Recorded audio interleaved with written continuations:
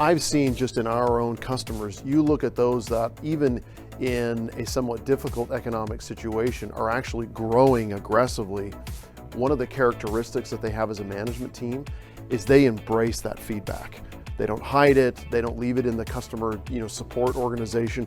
It's something that they welcome, they bring in, they understand it. In many cases, they'll have executives actually sit in and listen to these things or read these verbatims because it becomes part of the culture of, hey, we've done something that's not enriched this person's life, let's fix it.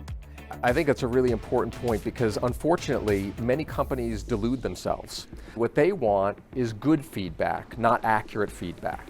And that's a problem. And that's why you see in many cases the way companies design the surveys that they send out to customers, the way they solicit feedback, it's actually biased. It's like getting a 5-point scale and 4 of the 5 points are all positive.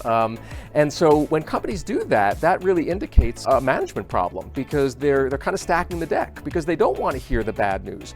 But you're absolutely right that if you're not going to hear that bad news and act on it, then the future is just going to get much worse for you. And that's why that feedback is a gift, and you have to have the discipline within an organization to be willing to solicit that kind of feedback, get the unvarnished truth, and then act on it.